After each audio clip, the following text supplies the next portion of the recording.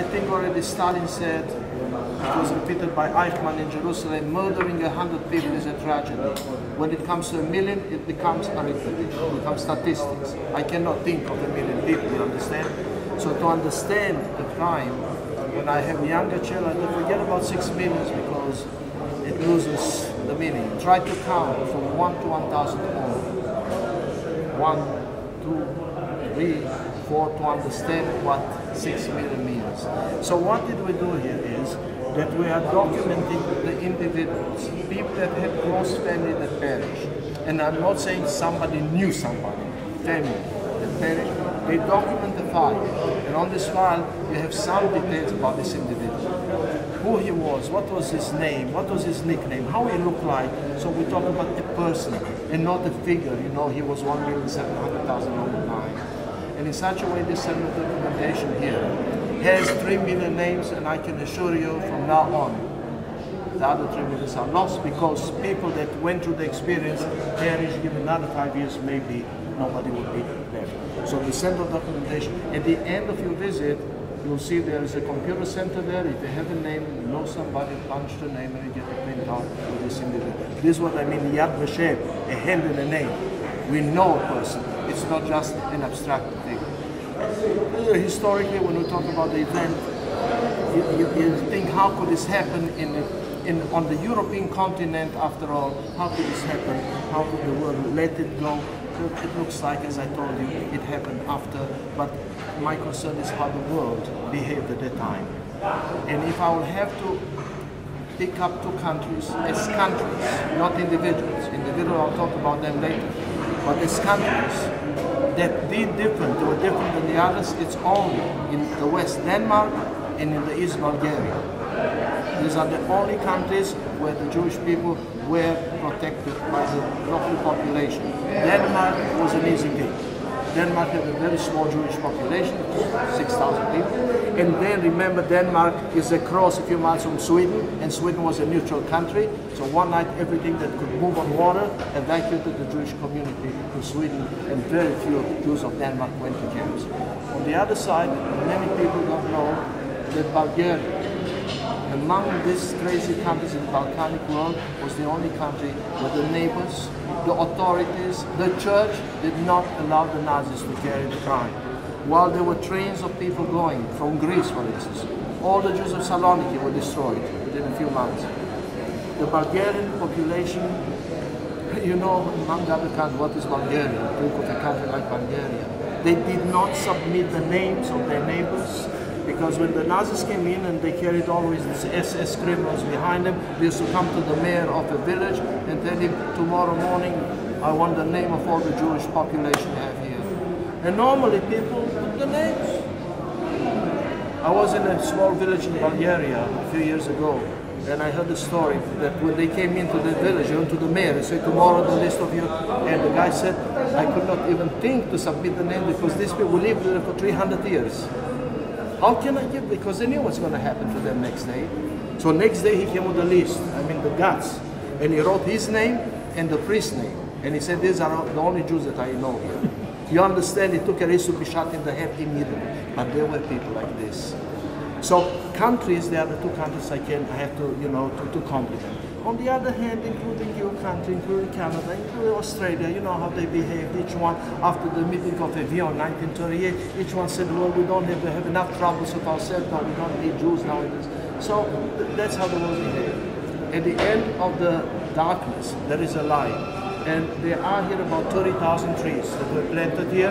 And near every tree, you have a plaque and the name of one individual. These are the righteous. The individual people that sometimes at the risk of their own lives, they help or they try to help. Some of them, because of what they did, eventually they themselves ended in camps. These are the righteous. I know today is very popular, Oskar Schindler. It's a movie, we know Oskar Schindler. Fine. Oskar Schindler was a very eccentric person, but he saved 1,200 lives, and this is what is important.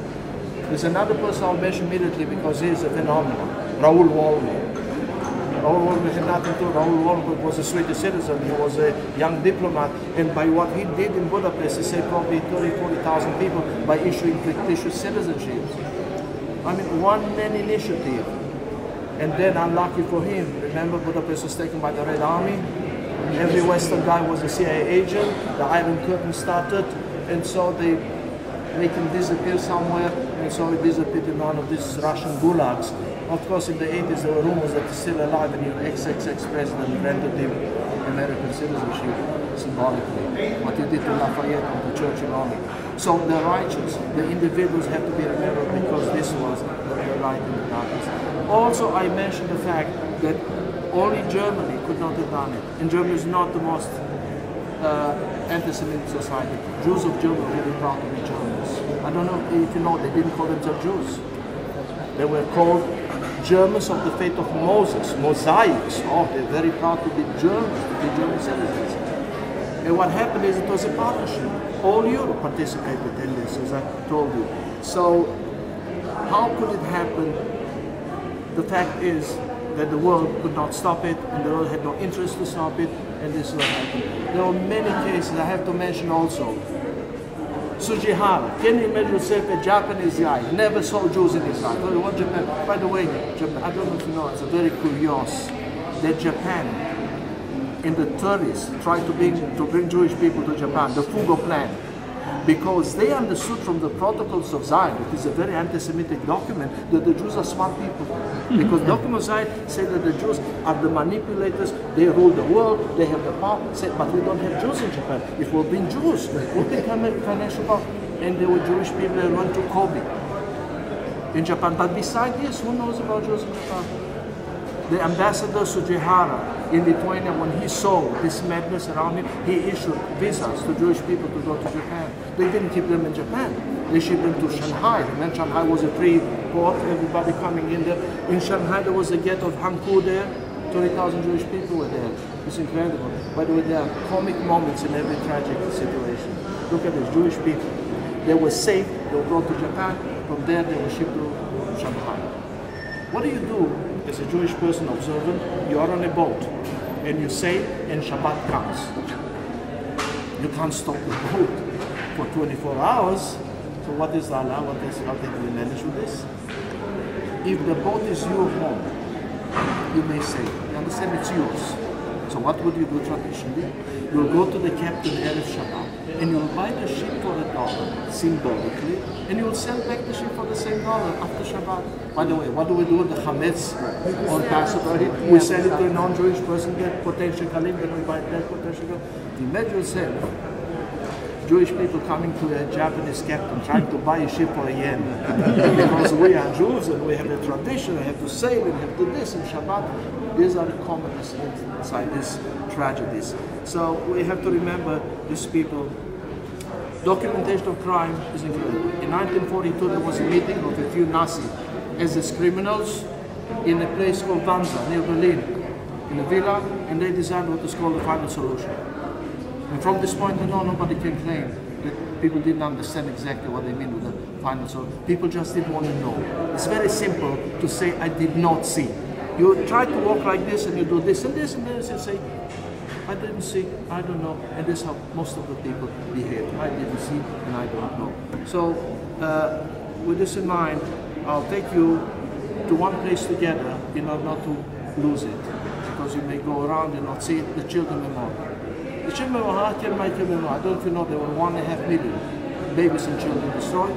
The way they did it, you walk in a dark room, there's a wall with paint with pictures of little children, and then you walk in, become darker and darker. You know, to understand what's in there, you walk holding the railing, it's dark, there are a few candles flickering and mirrors around. And these candles reflect from one mirror to another, and the feeling is there are billions of candles around you. And when you walk by, on the loudspeaker, you hear a name of the child, the age, and the country. If you want to hear the same name again, you have to come back in 3.5 years. That's what I mean, one by one by one. Because if I